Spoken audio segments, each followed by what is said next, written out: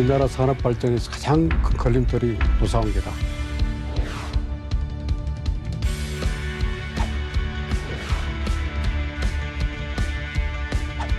최소한의 기간에 대해서만 특별 연장 근로를 인정하고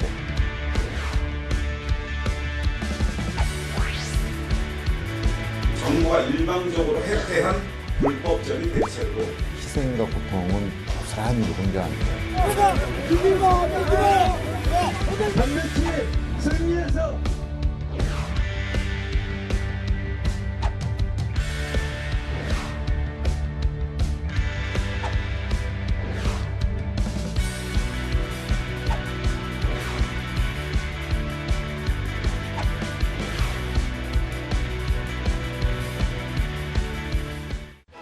시청자 여러분 안녕하십니까. 이슈앤피플 장용수입니다.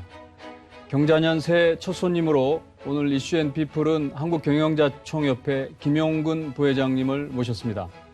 부회장님 어서 오십시오. 반갑습니다. 네, 새해 첫 손님으로 이렇게 모셔서 반갑습니다.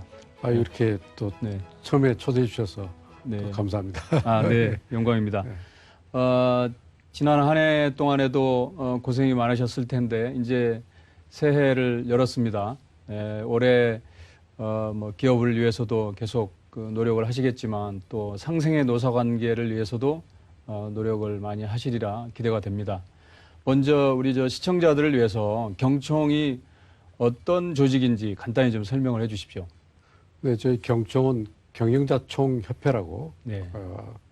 그 줄여서 하는 말인데 우리 경영계 사업하신 분들을 대표해서 노사관계, 노조하고 큰 정책을 협의하고 또 노사관계만이 아니라 상법이랄지 공정거래법 또 여러 가지 안전규제, 환경규제, 기업의 경영에 관련 정책들을 저희가 경영계의 입장을 대변해서 정부와 국회와 이렇게 협의하는 그런 역할을 하고 있습니다. 네, 제가 우리 부회장님 이렇게 커리어를 보니까 공무원 생활을 원래 해운항만청에서 시작을 하셨더라고요.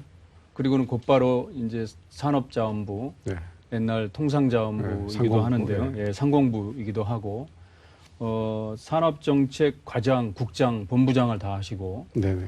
또 관련 기관도 산업기술진흥원, 네. 산업기술재단 이런 기관에서 쭉 근무를 하시다가 그러니까 산업정책의 달인이시라고 평가를 하실 수 있을 것 같은데. 그리고 이제 경영자총협회 부회장을 지금 1년 반 정도 지금 돼가시죠? 네, 그렇습니다. 이 경총 부회장 맡으시고 일이 많으셨을 것 같아요. 소회를 한 말씀 해주시죠. 제가 경총으로 오게 된 그 이유는 가장 큰 제 자신의 소임을 우리나라 산업 발전에서 가장 큰 걸림돌이 노사관계다 네. 하는 생각이 들어서 제가 노사관계를 선진하는데 기여해 보고자 이렇게 소신을 가지고 왔습니다. 근데 막상 지난 1년 반 동안 해보니까 노동 존중 사회라는 그런 국정 기조로 친노동 정책에 기울어져 있기 때문에 우선은 방어하는데 노력하고 네. 있습니다. 그래서 노동 정책이 가더라도 국가 경쟁력을 위해서 산업 정책과 같이 가자. 그래서 우리 기업들이 국제 경쟁에서 이겨나갈 수 있도록 그런 요소를 같이 고려하면서 하자. 그래서 지난 1년 반 동안에 우리 기업들의 애로사항과 또 앞으로 갈 방향에 대해서 여러 가지 저희가 안을 내면서 하고는 있습니다만 사실은 많이 반영을 못했고 네. 앞으로도 금년에도 더 열심히 해서 정말 우리나라 노사관계 선진화돼서 우리 기업들이 한국 땅에서 열심히 할 수 있도록 계속 노력을 해보겠습니다. 네. 노사관계 개선에 중책을 염두에 두고 부회장을 맡으셨는데 지난 한 해 동안도 고생하셨지만 올해도 이제 산적한 과제가 네. 말씀 속에 들어있는 것 같습니다. 결국 노사관계를 포함한 내용이지 않나 싶은데 지금 우리 산업 현장의 가장 큰 현안은 무엇이라고 보십니까? 잘 아시다시피 최저임금의 영향이 너무 큽니다. 지난 2년간 거의 30% 가까이 최저임금을 급속히 올리다 보니까 네. 우리 자영업자랄지 중소기업들이 직격탄을 맞고 있습니다. 그래서 앞으로 어떻게 하면 이 최저임금 문제를 좀 더 좀 완화시키고 우리가 부담할 수 있는 수준에서 갈 것인가 이게 큰 과제고요. 그다음에 잘 아시다시피 주 52시간제 시행입니다. 네. 과거 68시간, 주 68시간까지 할 수가 있었는데 그걸 16시간이라는 시간이 줄어들었습니다. 그래서 근데 50시간은 시간을 가야 되겠지만 그 시간을 지키면서도 여러 가지 이 상황이 변하기 때문에 뭐 공장 물량이 갑자기 는다든지 뭐 기계가 고장 난다든지 또 R&D 할 때 갑자기 마지막에 버그가 난다든지 네. 그런 상황이 되면 어떨 때는 더 해야 되거든요. 그만큼 또 그 다음에 또 쉬면 되는 건데 이런 유연성이 없는 거 이것 때문에 우리 기업들이 굉장히 애로를 느끼고 있고 또 시간이 줄면 생산성이 높아가야 되는데 우리는 출퇴근 시간만 관리하기 때문에 거의 생산성은 그대로 있습니다. 그래서 앞으로 우리 시장들이 근로시간을 단축하면서 생산성을 높이고 성과를 높이도록 여러 가지 제도를 좀 같이 개선해 주면 좋겠다. 어쨌든 고비용 지금 저생산성이라는 이 큰 문제를 어떻게 해결할 거냐. 이것이 또 우리 산업 기업들이 갖고 있는 가장 큰 애로. 네. 그래서 같이 좀 풀 수 있도록 많이 도와주시기 바랍니다. 아, 네. 네. 저희도 언론으로서 당연히 역할을 해야 되는데요. 참고하겠습니다. 주 52시간 최저임금 문제, 해를 바뀌어도, 해가 바뀌었어도 뭐 계속되는 뭐 논란의 이슈가 아닐까 이렇게 생각이 되는데요.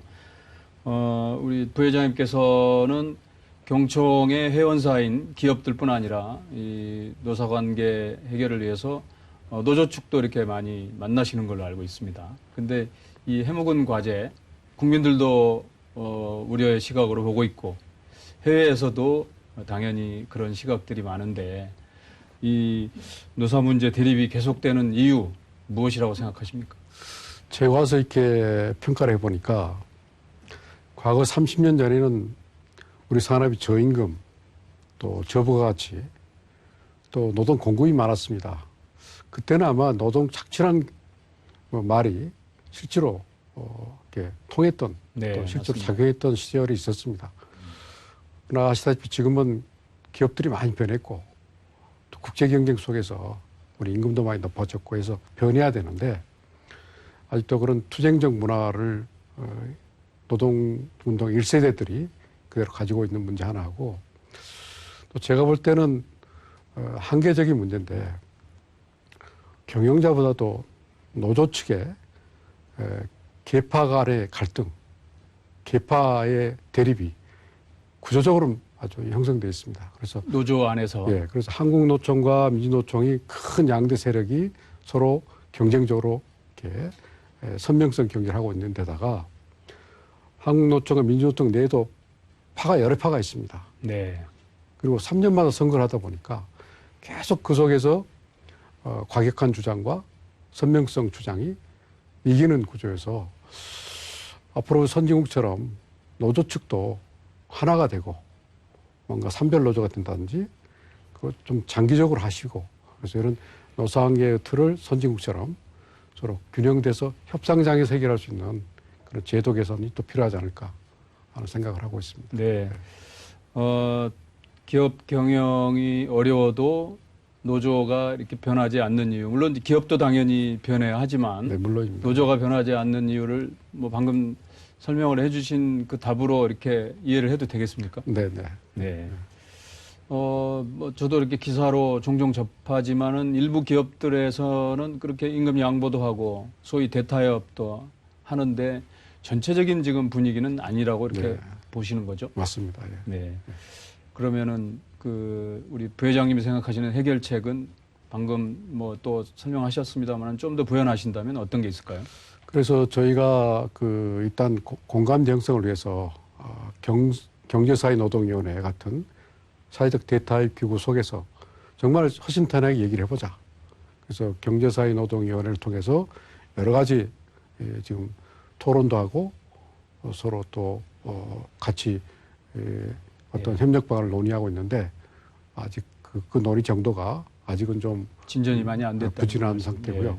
그다음에 이번에 작년에 했던 ILO 협상 같이 어떤 그런 이슈에 대해서 저희가 국제적으로 같이 한번 가서 외국의 사례가 어떤지 노사가 같이 가서 한번 배우자. 뭐 언론도 같이 가면 더 좋고요. 네. 그렇게 해서 어쨌든 다음 세대는 지금 같은 투쟁적 관계를 지향하고 정말 협력적으로 풀 수 있는 그런 쪽으로 길을 열어보자 해서 공감대 쪽으로 노조 측하고도 얘기는 많이 하고 있습니다. 네. 하여튼 좋은 그런 그 서로 머리를 맞대고 해결하는 그런 네. 방안들이 좀 구체화됐으면 하는 바람이고요. 경제사회노동위원회는 소위 경사노위로 이렇게 줄여서 네, 맞습니다. 부르는 기구를 말씀하시는 거죠. 네, 맞습니다. 네. 정부가 앞서 말씀하실 때 친노동 정책을 펴고 있다고 말씀하셨는데 지금 정부 정책이 이게 핵심인 소득주도 성장 여기에 대해서는 어떻게 생각하십니까? 저희가 코멘트하기는 좀 어려운 부분인데 경제가 이렇게 성장할 때는 뭐 그런 이론도 그런 정책도 뭐 통할 수 있으리라고 생각되지만 지금 경제 상황은 지금 부진한 어떤 분들은 지금 불황기다 이렇게 표현된 상태에서 한쪽의 소득을 늘리면 다른 한쪽의 소득이 주는 결국 소득 주도가 아니고 소득 이전 정책이 되고 결과적으로 최저임금을 올리면서 자영업자와 중소기업 소득을 뺏기는 그런 구조이기 때문에 소득주도 성장이 근본적으로는 아니죠. 그러다 보니까 그 효과도 드러나지 않고 오히려 생산자들, 기업가들의 생산 코스트만 높여가지고 우리나라보다는 해외로도 나가고 투자를 줄이고 폐업이나 또 고용원을 내보내는 이런 부작용이 더 좀 많이 나타나는 결과에서 그런 논의보다는 경제 현실을 보고 정말 시장 주도로 하는 게 정석이 아닌가 하는 생각을 하고. 네. 좀 조심스럽다고 말씀하셨지만 다 하실 말씀은 다 해주신 것 같습니다. 네. 그 지난해 11월인가요? 이제 우리 경총을 비롯해서 경제 5단체가 국회에 입법기관인 국회에 경제 관련 입법을 좀 해달라 그런 뭐 건의를 하셨었는데 반영이 안 됐습니다. 네. 네. 해가 바뀌었는데 이제 어떻게 지금 뭐 계속 요구를 하셔야죠. 어떻게 전망하십니까? 그렇습니다. 저희가 노동 분야도 있고 경제 분야도 있는데 노동 분야에서 계속 지금 건의하고 있는 건 52시간, 획일적인 52시간제에 대해서 유연성을 달라. 그래서 탄력 근로제라고 한번 들어보셨는데 네. 생산 공장에서 탄력 근로제를 통해서 바쁠 때는 열심히 하고 또 일이 좀 적을 때는 좀 쉬고 하는 그 제도하고 두 번째 중요한 건 R&D 활동할 때는 저희가 선택 근로제라는 게 있습니다. 네. 개인별로 주로 하니까요. 개인별로 시간을 이렇게 조정할 수 있는 시간인데 이게 굉장히 경직되어 있다 보니까 우리가 뭐 정부에서 뭐 4차 산업혁명이고 앞으로 일본을 이기자 미래 성장 동력한다 이렇게 말은 하지만 결국 R&D의 시간을 줄여놓고 일본보다 연구하는 시간을 줄여놓고 어떻게 가겠느냐. 그래서 저희가 R&D 분야에 대해서 시간을 융통성이 쓰고 또 시간도 늘려달라 이런 주장을 또 하고 있고요. 데이터 3법 같은 거 아마 들어보셨겠지만 앞으로 4차 산업혁명 시대에 데이터를 개인정보를 가명정보를 통해서 좀 활용할 수 있기를 열어야 되는데 작년에 법사위에서 지금 계류되어 있습니다. 네. 그것도 조속하게 마무리돼서 길을 좀 열어줬으면 좋겠고 기타 상속세법, 상속세가 너무 높아가지고 기업들이 문을 닫습니다. 아예. 팔거나. 그러나 네. 경영은 연속돼야 되기 때문에 상속세 문제도 선진국과 같은 수준으로 좀 완화시켜 주기를 간절히 저희가 기대하고 계속 요청하고 있습니다. 기업들이 문을 닫는 상황까지는 안 와야 되는데 결국 일자리로 또 연결이 되는 문제이기 그렇습니다. 때문에 예. 예. 그 관련해서 정부가 지난달 그 주 52시간 보완 대책을 내놨지 않습니까? 여기에 대해서 노동계는 반발하고 뭐 경영계도 역시 불만이 지금 당연히 좀 있으신데 이 어떻게 지금 대응을 하고 계신지요? 좀 법이 안 되다 보니까 정부가 고육지책으로 일단은 중소기업에 대해서는 1년 정도 계도를 하겠다. 단속하지 않고 그렇게 시간을 좀 벌어준 것 같고요. 두 번째는 일감이 필요하면 고용노동부가 그때그때 건별로 인가를 하겠다 이렇게 돼 있는데 기본적으로 계도기간이라는 것은 법은 살아있기 때문에 불법을 그대로 갖고 하는 겁니다. 근로자가 제기하면 위법이거든요. 이렇게 불안해서 못하겠다. 반드시 법으로 1년간, 2년간 적용을 그걸 법제화를 해달라. 법제화를 해달라는 네. 게 진짜 시급한 거고요. 특별 연장 근로 가지고는 풀 수가 없습니다. 아주 그때그때. 그래서 아까 말씀드린 탄력 근로제 또 유연 근로제 이런 것들을 통해서 정식으로 법적으로 노사가 풀어갈 수 있도록 길을 열어달라 하고 계속 주장하고 있습니다. 네. 그러니까 저도 내용을 보니까 경사노위 합의에 따른 탄력적 근로시간 확대 그리고 연구개발 대상 유연근무제 확대가 법적으로 보장이 돼야 된다라는 게 그렇습니다. 이제 예. 우리 경총 예. 주장이군요. 예. 네. 그 정규직 전환 정책 지난해에도 계속 이슈가 됐었는데요. 이 부분에 대해서 경총의 입장은 어떤가요? 저희는 그렇게 생각합니다. 이 모든 근로 형태를 정규직, 비정규 이분법해서 접근한다는 것 자체가 무리가 있다. 파트타임제랄지 또는 임시직이랄지 또는 계약직 이거 다 특히 4차 산업혁명 시대 다양한 업종이 생기고 시간을 각자 활용하기 때문에 이건 그 자체로 고유한 의미 있는 근무 형태거든요. 네. 그래서 이 부분은 정부가 관여하기보다는 시장이 맡겨서 하는 게 맞고 그래서 저희들은 앞으로 이분법적인 것보다는 다한 형태로 좀 열어주십시오 하는 얘기를 좀 하고 있고요. 또 하나 안타까운 건 저희가 볼 때는 공공 부분에 너무 일자리를 많이 늘리다 보니까 좀 좋은 인재들이 청년들을 비롯해서 민간 시장에서 더 일해야 될 인재들이 공공 부문으로 가다 보니까 그건 안전하고 좋겠죠. 그러나 미래에 도전이 없고 네. 이런 부분은 참 다시 재고를 해서 민간에 와서 자기 인생을 걸고 열심히 해주기를 저희가 바라고 있는 거죠. 네. 중요한 말씀인 것 같습니다. 산업계 현안 가운데 하나가 그 앞서도 말씀하셨듯이 최저임금제인데요. 여전히 하실 말씀이 많으실 걸로 생각이 됩니다. 어떠십니까? 최저임금은 저희가 어느 정도냐면요. 중간임금, 중위임금이라고 있습니다. 근로자들이 쭉 중간에 위치한 분들의 임금하고 최저임금하고 어느 정도 격차가 있느냐를 가지고 비교를 하는데 대부분 나라가 중간임금의 50% 미만의 최저임금을 정합니다. 그래서 높은 거죠. 근데 우리나라가 63%까지 왔습니다. 거의 중간임금에 가까운 거거든요. 다시 말씀드리면 세계 최고의 수준의 최저임금 수준이다. 네. 그러다 보니까 우리 중소기업들 특히 지방에 있는 여러 중소기업들이 도저히 견딜 수 없다. 그래서 지금 베트남으로 또는 다른 나라로 다 이전을 검토하고 있고 실제로 해외 투자가 제조업 해외 투자가 50%가 늘었습니다. 그래서 이런 부분에 대해서 과다한 부분은 앞으로 어쨌든 몇 년간 속도 조절이 필요하고요.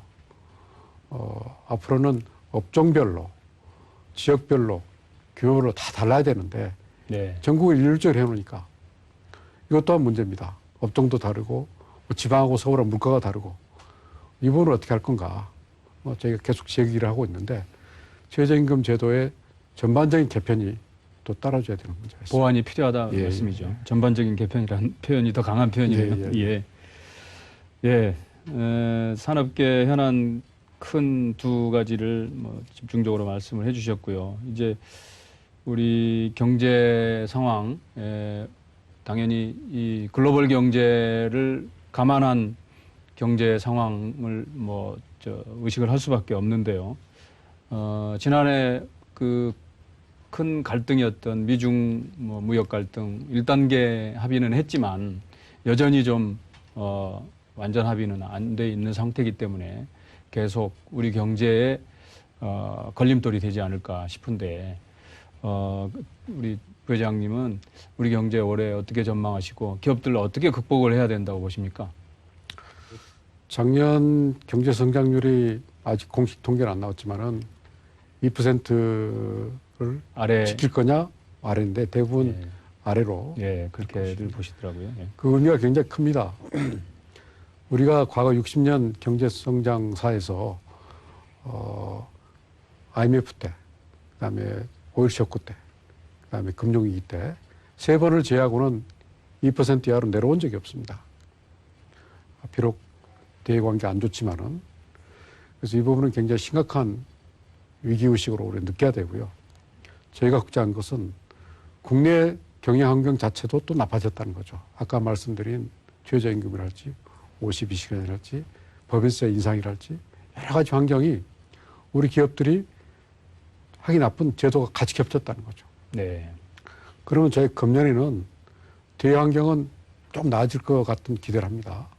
그러나 더 큰 것은 국내 경영 환경을 좀 개선해서 우리 기업들이 좀 신나게 일할 수 있는 분위기를 좀 조성해 주면 좋겠다. 그래서 저희가 법인세도 좀 낮춰주고 다른 나라는 다 낮추는 거 아니겠습니까? 네.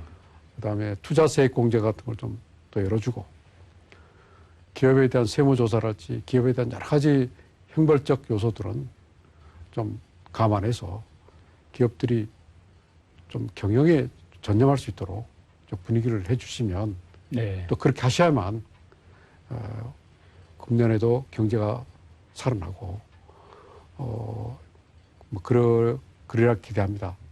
대외 환경은 지난해보다 좀 좋아질 걸로 보이지만 국내 경영 환경은 뭐 현재 상태로는 그대로입니다. 좀 예. 뭐 좋지 않아 보인다. 그래서 이제 그렇게 보시는군요. 네. 그 부회장님께서 정부 정책이 기업이 제대로 경영할 수 있는 환경을 만들어줬으면 하는 바람을 지금 계속 말씀하셨는데 기업들도 이런 노력을 좀 해줘야 된다라고 하신다면 어떤 말씀을 좀 해주실 수 있습니까? 우리 기업들도 사실은 그 반기업 정서란 게 엄연히 존재합니다. 신문의 뉴스에도 네.